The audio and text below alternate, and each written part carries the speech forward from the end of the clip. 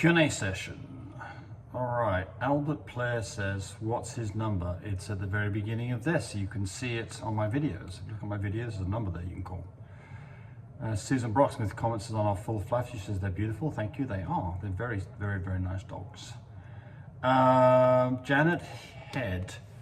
My girl is so slow. First day of heat, July the 27th. So let's see what's today. We are, what, the 8th today? So we're now 12 days into this. 1.25 at day 8, which is not particularly abnormal. Day 8, you'd normally expect a dog to be something around a 5. Day 11 now, at day 12, 1.6. Is this going to be a problem? No, it's not. It's probably a young dog, if I'm guessing, right? Split heat, prolonged heat, it happens. Just keep on testing. There's not much you can do. What I do in these situations, so you don't run up huge bills, is to, if you get a number that the dog's acting slow and it's still got red discharge, wait until the red discharge starts to get clear for your next test. Or 5 days, whichever comes first. And that avoids you from doing a test every day or every other day. You know how the vets are, they want you to do a test every day because guess what? They make money on the tests. Rosio H. My female dog is in heat. She's currently still bleeding, has a swollen vulva, and my male dog wants to mate with her. But my female dog will not let him mate with her. My female dog kind of cries and moves within a few seconds on male trying to mate. Let's read some more. Could my female not be ready to mate? Yes, exactly. So my female started a heat cycle last month around the 24th. So that sounds like you might be on the other side of it. So look, if she's not going to let the dog mate, then normally that means the dog's not ready or you're the other side of the heat cycle. Look, if you want to find out, the right thing to do is go get a progesterone test, find out where you are. Without that, you're just guessing. So where are you with this? Well, you know, some dogs sometimes won't let dogs mate them and they've got to be artificially inseminated anyway. That's not the norm though. I would get a progesterone test done, go to your vet, pull some blood, get a progesterone test done, find out where you are. James Kids.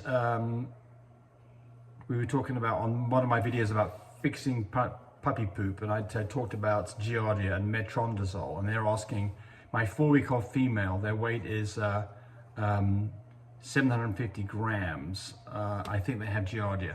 Well, look, I mean, the right thing to do on this is to find out whether they do have Giardia. You can certainly treat a 4-week-old dog with metronidazole. It is a fairly harsh antibiotic.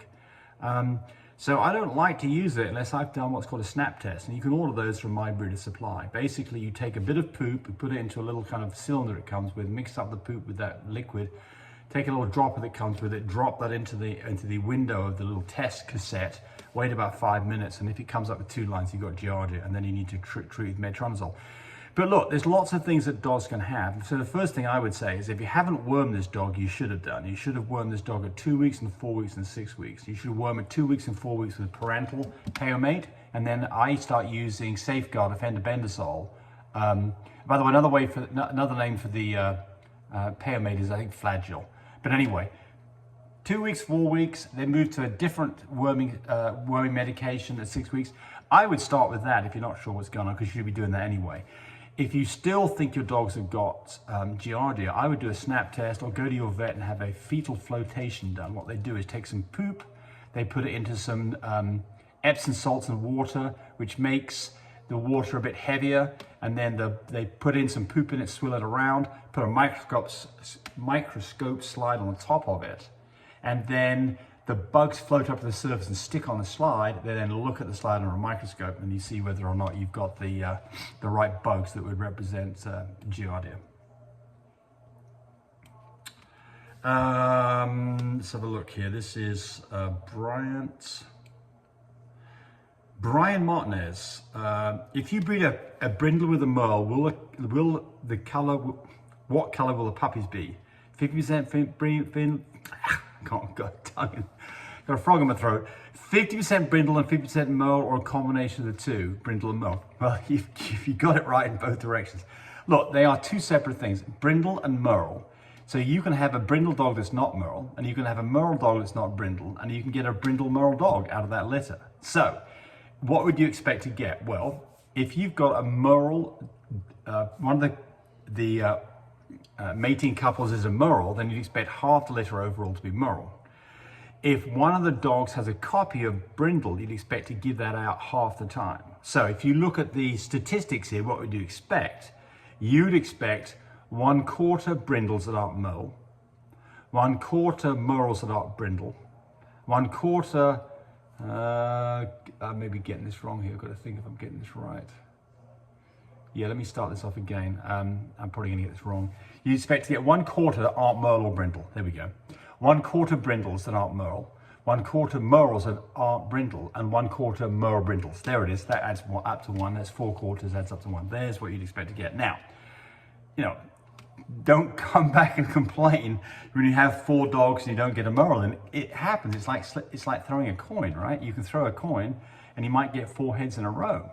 And you might mate a merle dog and get 4 merles in a row, but it would be unlikely.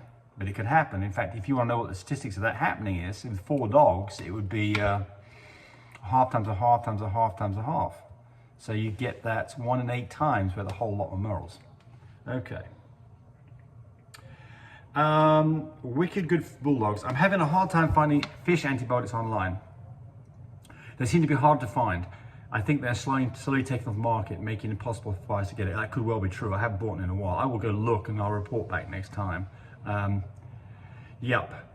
Well, yep. So, and this is, you know, this is the nanny state, making sure you don't do things you shouldn't be doing. You shouldn't be doing these things without a license, you see. So, there's various reasons why we don't want you to be having antibiotics. And when I say that, I'm not referencing me saying that about you. I'm saying that's the powers that be. So, you know, it's an off-label use. Of course, the antibiotics that you get for fish, you know, fish flex, which is fish mox, which is amoxicillin, is exactly the same thing as humans take and dogs take. But it's not FDA approved, doesn't come off an FDA approved assembly line. But I bet you money it comes off exactly the same line that all the other pharmaceutical products come through. Anyway, but, you know, I recommend this to you if you find some, stockpile some, because they've got a shelf life for a few years. Because you're right, you are going to find all of this stuff. You know, it gets hard. Look, here, I'll give you a crazy example of this. We sell blood collection kits on My Breeder Supply. We cannot call them syringes or needles. If we do, they're blocked. Because people are under the impression that we're going to be selling these to people who want to shoot up with these, you know, drug users, right? Of course, my attitude towards this, if a drug user wants to use it, I'm glad they're using new needles and not using old ones. So I let them use it anyway, personally. But the point here is, same thing again. There are rules and regulations that are stepping in our way to not let us do the things in a quite, you know, reasonable manner. So there we go. Getting off my high horse here. The cannabis treats that you carry on your website, is that for dogs only? Can it be given to puppies? Yeah, so it's not really. I mean, when we say cannabis, it's the oil. It doesn't. If you ingest it, it's not going to get you high. It is the CBD oil. So the answer is I don't know. I suspect that it's fine, but I don't know. And I can tell you this: if I was going to, I would do some research before you do this, because it depends on the age of the puppy. You don't tell us that here. I mean, if the puppy's like 2 weeks old, no, I would not be doing it. But if the puppy was, you know, 2 months old, that'd be a whole different story. And if you're in doubt about this, first off, go do some research and Google it and find out what that comes back with. And if you want to pursue this, give the dog a very small amount. Give them like 1/10 of what the normal amount would be for an adult. Start there. Start with a small amount. I think it's very, very safe stuff. I doubt that you're going to come a cropper on this, but remember, I don't know. So just, you know, Google it and then try it in you know, a very small amount. I think I've answered that one. Let's have a look here. How often do you let your stud dog breed per day? Good Lord. If you're letting your stud dog breed every day, someone's going to be very upset with you, because that dog will not have, it may be collecting, but the semen count's going to be crap. So, you know, so the question is how often, the question you're asking is, what needs to be the frequency between collections on a stud dog? So this depends on the age of the dog. Young, very young dogs, dogs that are, you know, less than a year old, and very old dogs, and it depends on the breed, but dogs that are, 5, 6 years old, they are not going to be able to perform very well, maybe once a week. It's all to do with testicle size. Big dogs with big testicles have a decent amount of semen count or sperm count. So here's our rule of thumb for us, for the Frenchies that we have. We do not like to use a Frenchie more than twice in a week. I mean, very often in situations where people want 2 pulls, which is fine, and I like people doing that, and they want them 2 days apart. That's fine, 2 days apart. But if you start pulling 2 days apart continuously, I promise you, by the time about 4 or 5 pulls is gone, the semen count's not going to be very good at all. And so this is one of the problems that you run into, that you don't know what your stud provider is giving you until you look under a microscope. But basically, you don't want to use that, especially a smaller dog, a dog like a Frenchie that might weigh 20 to 25 pounds to 30 pounds. Twice a week's enough. It takes about 7 days to replenish. What you pulled now gets replenished in about 7 days. Okay, so just because he can collect doesn't mean that the semen count is good. This is the problem here. We're going to do one more here. Knuckling. Someone's asking about knuckling in puppies. Knuckling is where the puppy is walking on the top of its foot. So it's walking like this, as opposed to walking like this. It's walking like this, knuckling. So what are the causes of knuckling, and what do you do about it? So knuckling is typically in larger dogs. You don't see it. I've never seen it in a Frenchie. But the causes of knuckling are there's pain. The dog's hurt. The dog has trauma to its foot. If you see knuckling on a single foot, you should start looking at that. If you see knuckling where you've got 2 feet in the front or all 4 feet, the puppy's walking on incorrectly, then one of the things that can do this is diet. Typically, or quite often, these dogs have been dogs that are taken, what's the right word for it? You take them to the pound, they're rescue dogs. A rescue dog that has been mistreated and a young dog mistreated that hasn't had good nourishment and then gets a lot of nourishment because now it's under good care, can start to have knuckling. And the reason for this is it gets too much protein and it starts growing too quickly. And so you have to limit the diet and the amount of food that it gets to stop knuckling.